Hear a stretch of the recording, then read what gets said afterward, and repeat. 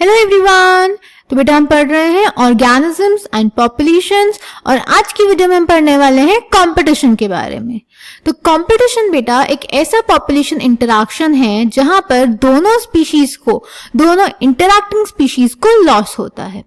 ये एक ऐसा प्रोसेस है जिसमें एक स्पीशीज की फिटनेस जो कि हम मेजर करते हैं आर की टर्म्स में, that is intrinsic rate of increase की टर्म्स में, सिग्निफिकेंटली रिड्यूस हो जाती है in the presence of another species. यानी एक ही हैबिटेट में अगर दो स्पीशीज रह रही हैं तो एक स्पीशीज की आर वैल्यू बहुत ज्यादा होगी और एक की बहुत कम। यानी एक ज्यादा अच्छे से सर्वाइव कर पाएगी, ज्यादा सुपीरियर होगी, compete कर पाएगी, और दूसरी स्पीशीज इंफीरियर होगी। कंपटीशन दो टाइप का होता है, interspecific and intraspecific. Interspecific that is between two species and intraspecific that is between the organisms of only one species. एक ही स्पीशीज के ऑर्गेनिजम्स के बीच में कंपटीशन और डिफरेंट स्पीशीज के ऑर्गेनिजम्स के बीच में कंपटीशन। इंटरस्पेसिफिक कंपटीशन रिजल्ट करता है ऑर्गेनिक इवोल्यूशन में, क्योंकि हर स्पीशीज सरवाइव करना चाहती है तो वो नए फीचर्स को अडेप्ट करती है, दैट इज अडेप्टेशन शो करती है ताकि वो अपना मैक्सिमम रिप्रोडक्टिव पोटेंशियल शो कर सके, आर वैल्यू इंक्रीज कर सके। ठीक है, जनरली बेटा माना जाता है कि competition two closely related species के बीच में ही होता है और तब होता है जब रिसोर्सेज लिमिटेड होते हैं, पर ये पूरी तरह से सच नहीं है। कंपटीशन तब भी हो सकता है जब दोनों इंटरैक्टिंग स्पीशीज एक दूसरे से रिलेटेड ना हो, टोटली अनरिलेटेड स्पीशीज के बीच में भी कंपटीशन हो सकता है। जिसका एक एग्जांपल है बेटा साउथ अमेरिकन लेक्स में विजिटिंग फ्लेमिंगोज और वहां की रेजिडेंट फिशेज का। अब जो फिशेज हैं और फ्लेमिंगोज हैं दोनों ही अनरिलेटेड स्पीशीज हैं, पर दोनों का ही जो फूड है वो है ज़ूप्लैंक्टन, तो दोनों के बीच में कंपटीशन रहता है फीडिंग के लिए। ठीक है, दूसरा कंपटीशन तब भी हो सकता है जब रिसोर्सेज लिमिटिंग ना हो। ये हो सकता है इंटरफेरेंस कंपटीशन में, जब एक इंटरैक्टिंग स्पीशीज की जो फीडिंग एफिशिएंसी है वो ज्यादा हो दूसरी वाली से और दूसरी वाली एकदम इंफीरियर हो। फॉर एग्जांपल अगर हम बात करें गैलापागोस आइलैंड की तो वहां पे गोट्स भी हैं और अबिंगडन टॉर्टॉइस भी हैं।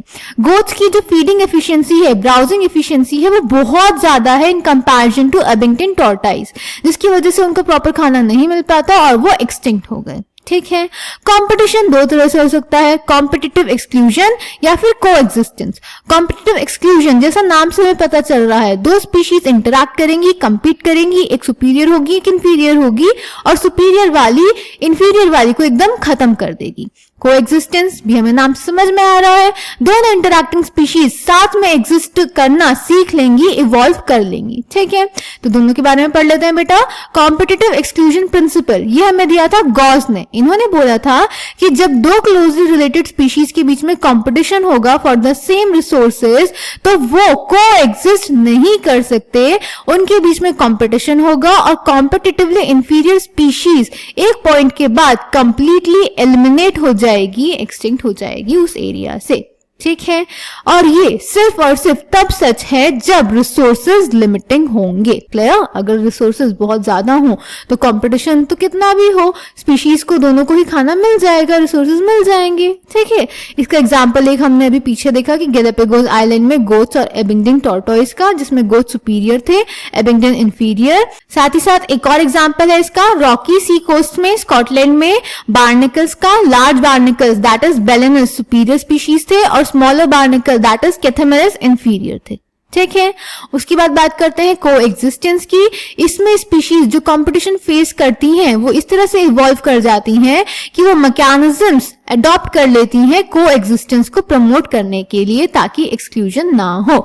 जैसे कि रिसोर्स पार्टीशनिंग, वो डिसाइड कर लेते हैं कि एक स्पीशीज अलग दूसरे टाइम पे फीड करेगी और दूसरी स्पीशीज दूसरे टाइम पे, यानी उनका जो फीडिंग टाइम होता है डिफरेंट होता है, एक सुबह को फीड कर लेगी, एक रात को खाना खा लेगी। दूसरा, इनका फॉरेजिंग पैटर्न डिफरेंट होता है, यानी एक स्पीशीज लोअर लेयर पे फीड करेगी, एक स्पीशीज हायर लेयर पे फीड करेगी। तो इस तरह से ये मैकेनिज्म्स इवॉल्व कर लेते हैं टू प्रमोट कोएग्जिस्टेंस, जिसका एक एग्जांपल हमें दिया था मैकआर्थर ने। इन्होंने हमें बताया था कि वॉबलर्स की 5 क्लोजली रिलेटेड स्पीशीज एक ही ट्री पे रहती हैं और कंपटीशन को अवॉइड करती हैं, कोएग्जिस्टेंस को प्रमोट करती हैं by showing different foraging activities. Clear? NCERT से पढ़ लेते हैं इस टॉपिक को. Competition. When Darwin spoke of the struggle for existence and survival of the fittest in nature, he was convinced that interspecific competition is a potent force in organic evolution. It is generally believed that competition occurs when closely related species compete for the same resources that are limiting. But this is not entirely true. अभी हमने discuss किया. Firstly, totally unrelated species could also compete for the same resources. For instance, in some shallow South American lakes, visiting flamingos and resident fishes compete for their common food, the zooplankton in the lake. Secondly, resources need not be limiting for competition to occur. In interference competition, the feeding efficiency of one species might be reduced due to the interfering and inhibitory presence of the other species, even if resources, food and space are abundant. Therefore, competition is best defined as a process in which the fitness of one species measured in terms of its R, the intrinsic rate of increase, is significantly lower in the presence of another species. फिर चाहे resources limiting हो, ना हो, species closely related हो, ना हो.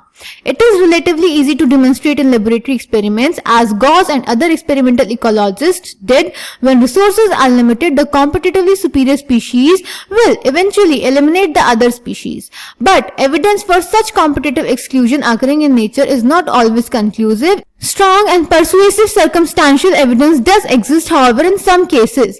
The abundant tortoise in Galapagos Island became extinct within a decade after goats were introduced on the island, apparently due to the greater browsing efficiency of the goats. Another evidence for the occurrence of competition in nature comes from what is called competitive release. A species whose distribution is restricted to a small geographical area because of the presence of a competitively superior species is found to expand its distributional range dramatically when the competing species is experimentally removed. उसके बाद competitive release के बारे में बताया गया है बेटा आपको कि अगर हम एक एरिया में से competitively superior species को remove कर दें तो दूसरी species की जो population है वो काफी ज्यादा increase हो जाएगी. इसी को हम competitive release बोलते हैं. Cornell Elegans field experiment shows that on the rocky sea coast of Scotland, the larger and competitively superior barnacle, that is Balanus, dominates the intertidal area and excludes the smaller barnacle, that is Cathameles, from that zone. In general, herbivores and plants appear to be more adversely affected by competition than carnivores. याद रहेगा. उसके बाद Gauss competitive exclusion principle के बारे में दिया हुआ है. States that two closely related species competing for the same resources cannot coexist indefinitely and the competitively inferior one will be eliminated eventually. This may be true if resources are limiting but not otherwise. More recent studies do not support such gross generalizations about competition. While they do not rule out the occurrence of interspecific competition in nature, they point out that species facing competition might evolve mechanisms that promote coexistence rather than exclusion. One such mechanism is resource partitioning. If two species compete for the same resource, they could avoid competition by choosing, for instance, different times for feeding or different foraging patterns. MacArthur showed that 5 closely related species of warblers living on the same tree were able to avoid competition and coexist due to behavioral differences in their foraging activities. ठीक है, तो ये था competition. Next video में हम parasitism के बारे में पढ़ेंगे. ये सारी पॉपुलेशन इंटरैक्शंस काफी इंपॉर्टेंट हैं. इनके एग्जांपल्स बहुत इंपॉर्टेंट हैं. इनको अच्छे से याद रखेंगे, प्रॉपरली अपने नोट्स बना लेंगे और जो भी डाउट्स होंगे मुझसे कमेंट सेक्शन में पूछ लेंगे. Thank you.